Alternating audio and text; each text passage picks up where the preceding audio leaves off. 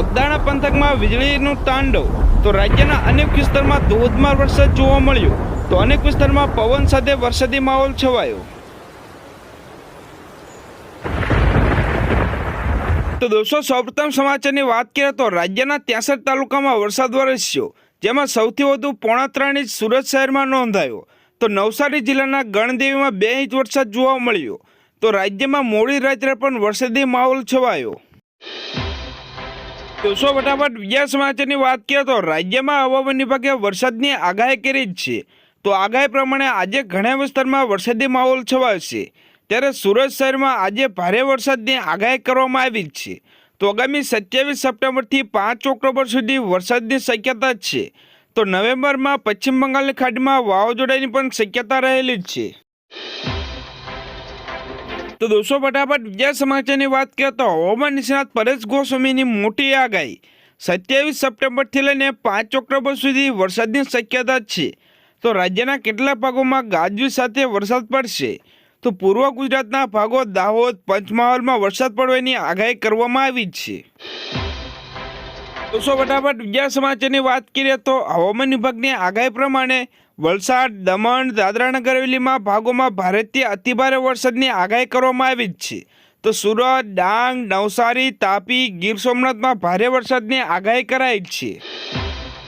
તો દોસ્તો ફટાફટ બીજા સમાચારની વાત કરીએ તો હવામાન વિભાગે વરસાદને લઈને મોટી આગાહી કરી છે તો આગામી 4 દિવસ રાજ્યના કેટલાક ભાગોમાં ભારે વરસાદની આગાહી કરવામાં આવી છે તો આજે નવસારી સુરત ડાંગ તાપીમાં યલો એલર્ટ આપવામાં આવ્યું છે તો ગીર સોમનાથ જિલ્લામાં પણ વરસાદની આગાહી સાથે યલો એલર્ટ આપવામાં આવ્યું છે તો સાથે સાથે આજે વલસાડ દમણ દાદરાનગર હવેલીમાં ઓરેન્જ એલર્ટ આપવામાં આવ્યું છે તો આવતીકાલે અમદાવાદ આણંદમાં ભારે વરસાદની આગાહી વ્યક્ત કરવામાં આવી છે।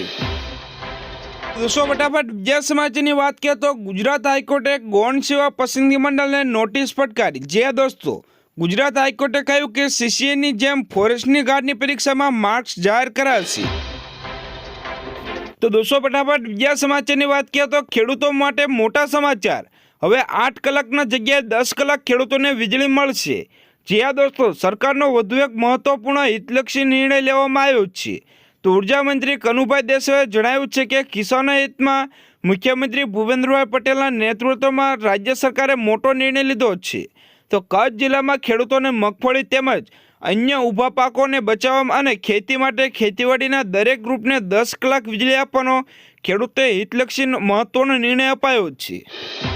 તો દોસ્તો ફટાફટ બીજા સમાચારની વાત કરીએ તો દક્ષિણ ગુજરાતમાં નવસારી જિલ્લામાં સાર્વત્રિક વરસાદી માહોલ જોવા મળ્યો તો નવસારી જિલ્લામાં કડાકા ભડાકા સાથે વરસાદી માહોલ જોવા મળ્યો તો નવસારી જિલ્લાના ઝાલપોર ચીખલી ગણદેવી વાસંદા ખેરગાંવ તાલુકામાં વરસાદ જોવા મળ્યો તો તમને જણાવી દઈએ કે હાલ ગુજરાતના બોટાદ જિલ્લામાં પણ ધોધમાર વરસાદ જોવા મળ્યો હતો તો રાજ્યમાં વરસાદને લઈને 2 સિસ્ટમ સક્રિય થઈ છે જેના કારણે ગુજરાતમાં આગામી 24થી લઈને 30 સપ્ટેમ્બર સુધી વરસાદ ચાલુ રહે તેવું જોવા મળશે, ત્યારે બીજી તરફ નવરાત્રિમાં પણ વરસાદ વરસવાની આગાહી વ્યક્ત કરવામાં આવી છે।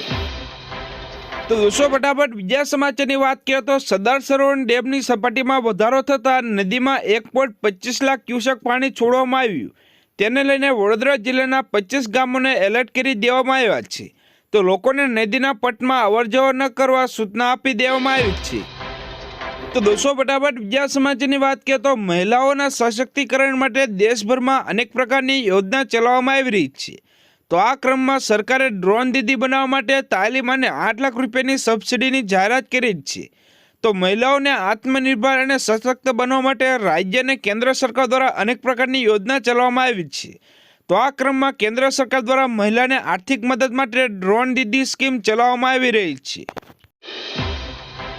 તો દોસ્તો ફટાફટ બીજા સમાચારની વાત કરીએ તો રાજ્યના મોટા ભાગના વિસ્તારમાં વરસાદી માહોલ છવાયો તો બોટાદ જિલ્લા અને સુરેન્દ્રનગર જિલ્લામાં પણ વહેલી સવારથી વરસાદી માહોલ જોવા મળ્યો તો સાથે સાથે પાટણ વડોદરા જિલ્લામાં પણ જોરદાર વરસાદ જોવા મળ્યો તો રાજ્યમાં હજુ પણ આગામી 4 દિવસ જોરદાર વરસાદની આગાહી કરવામાં આવી છે।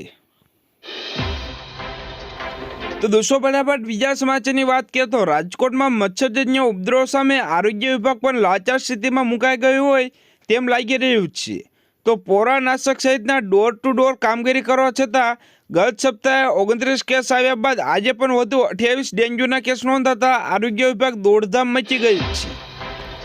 તો દોસ્તો ફટાફટ બીજા સમાચારની વાત કરીએ તો મહીસાગર જિલ્લાના લુણાવાડા તાલુકામાં ગ્રામ્ય પંથકમાં ભારે પવન સાથે વરસાદથી ખેડૂતોને રોવાનો વારો આવ્યો છે।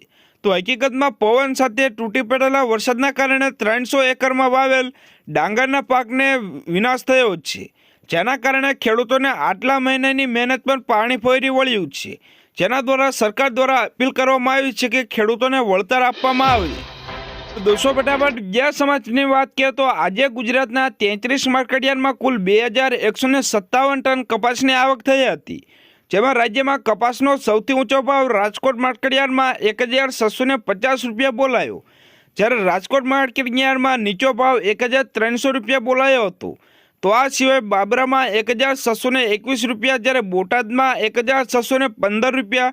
તો જસદણની વાત કરવામાં આવે તો બોટાદ જેટલા ભાવ જોવા મળ્યા, તો ગોંડલમાં પણ 1601 રૂપિયા ઊંચો ભાવ જોવા મળ્યો। તો ફટાફટ બીજા સમાચારની વાત કરીએ તો આજે ગુજરાતના 26 માર્કેટયાર્ડમાં કુલ 1432 ટન જીરાની આવક થઈ હતી।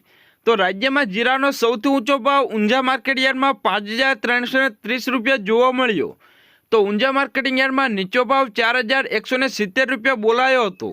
તો ઉપરાંત જામનગરમાં 5290 રૂપિયા, તો વાવમાં 5226 રૂપિયા ઊંચો ભાવ જોવા મળ્યો। દોસ્તો ફટાફટ બીજા સમાચારની વાત કરીએ તો હવામાન વિભાગ દ્વારા ગુજરાતમાં ચોમાસાના છેલ્લા રાઉન્ડની આગાહી કરવામાં આવી છે, જેમાં આગામી 30 સપ્ટેમ્બર સુધી ગુજરાતમાં વરસાદી માહોલ રહેશે, જે બાદ ચોમાસું તબક્કાવાર વિદાય લેશે। તો આગાહીના પગલે આજે વહેલી સવારથી ગુજરાતમાં વરસાદી માહોલ જામ્યો, જેમાં રાજ્યના 63 તાલુકામાં વરસાદી માહોલ જોવા મળ્યો।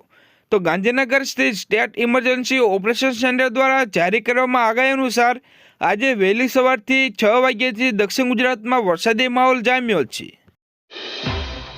તો દોસ્તો ફટાફટ બીજા સમાચારની વાત કરીએ તો નૈઋત્યના ચોમાસાની વિદાય વેળાએ ગુજરાતમાં ફરી એક વખત મેઘરાજા મન મૂકીને વરસાદ શરૂ કર્યો। તો દક્ષિણ ગુજરાતથી માંડીને રાજ્યના 94 તાલુકામાં હળવાથી ભારે વરસાદ નોંધાયો। તો વલસાડના પારડીમાં ભર ચોમાસામાં વરસાદી માહોલ જોવા મળ્યો, તો માર્ગો પર જળબંબાકારની સ્થિતિ જોવા મળી। તો ફટાફટ બીજા સમાચારની વાત કરીએ તો ગુજરાતમાં પણ હવામાન નિષ્ણાત અંબાલાલ પટેલે આગાહી કરી છે। તેમના જણાવ્યા મુજબ 26 થી 28 તારીખ સુધી વરસાદી માહોલ જોવા મળશે। તો બંગાળ પર એક સિસ્ટમ સક્રિય બનતા વરસાદી માહોલ રહેશે। તો બંગાળમાં જે સિસ્ટમ સક્રિય બની છે તે દક્ષિણ ગુજરાતમાં વરસાદ લાવશે। તો ચોમાસું વિદાય થતાં પણ ભારે વરસાદની આગાહી કરવામાં આવી છે। તો 24 થી 26માં વાવાઝોડું થવાની શક્યતા તેમણે વ્યક્ત કરી છે। તો 2 વાવાઝોડા ઉપરાંત માવઠાની થવાની પણ ઘણી આગાહી કરવામાં આવી છે। તો દોસ્તો ફટાફટ બીજા સમાચારની વાત કરીએ તો છેલ્લા રાઉન્ડમાં ગુજરાતમાં 60% વિસ્તારમાં વરસાદ વરસી શકે છે। તો મધ્ય ગુજરાત અને ઉત્તર ગુજરાતમાં 1 ઇંચથી આસપાસ અને સૌરાષ્ટ્રના બોટાદ, ભાવનગર, જૂનાગઢ, અમરેલીમાં 1 થી 4 ઇંચ સુધીનો વરસાદ જોવા મળી શકે છે। તો બંગાળની ખાડીમાં સર્જાયેલા સર્ક્યુલેશનના કારણે ફરી રાજ્યમાં વરસાદી માહોલ જામશે। તો આ સિસ્ટમ લો પ્રેશરમાં ફેરવાશે, તો ગુજરાત તરફ આગળ આવશે। તો સૌરાષ્ટ્ર સહિત અનેક વિસ્તારમાં ભારે વરસાદનું અનુમાન વ્યક્ત કરવામાં આવ્યું છે। દોસ્તો ફટાફટ બીજા સમાચારની વાત કરીએ તો આજે સૌરાષ્ટ્ર અને દક્ષિણ ગુજરાતમાં ભારે વરસાદની આગાહી કરવામાં આવી છે। તો ભાવનગર, અમરેલી, ગીર સોમનાથમાં વરસાદની આગાહી, તો નર્મદા, સુરત, તાપીમાં પણ વરસાદનું યલો એલર્ટ આપવામાં આવ્યું છે। તો નવસારી, ડાંગ, વલસાડમાં વરસાદનું ઓરેન્જ એલર્ટ આપવામાં આવ્યું છે। તો ગુજરાતના કેટલાક જિલ્લામાં વરસાદની તીવ્રતાનું અનુમાન સાથે ઓરેન્જ એલર્ટ જારી કરવામાં આવ્યું છે। દોસ્તો ફટાફટ બીજા સમાચારની વાત કરીએ તો આજે રાજ્યમાં વહેલી સવારથી વરસાદી માહોલ। વલસાડ જિલ્લાના વાપીમાં 1 ઇંચ વરસાદ જોવા મળ્યો। તો નવસારીના ગણદેવીમાં 2 ઇંચ વરસાદ, તો સુરતમાં 3.5 ઇંચ વરસાદ જોવા મળ્યો। તો સાબરકાંઠાના પ્રાંતિજમાં 1.65 ઇંચ વરસાદ જોવા મળ્યો। તો દોસ્તો ફટાફટ બીજા સમાચારની વાત કરીએ તો નવરાત્રિને લઈને ગણતરીના દિવસો બાકી જ છે, ત્યારે હવામાન નિષ્ણાત અંબાલાલ પટેલે રાજ્યમાં નવરાત્રિને લઈને મોટી આગાહી કરી છે, જેમાં 27 સપ્ટેમ્બરથી 5 ઓક્ટોબર વચ્ચે વરસાદની સંભાવના અને ઓરેન્જ એલર્ટ આપવામાં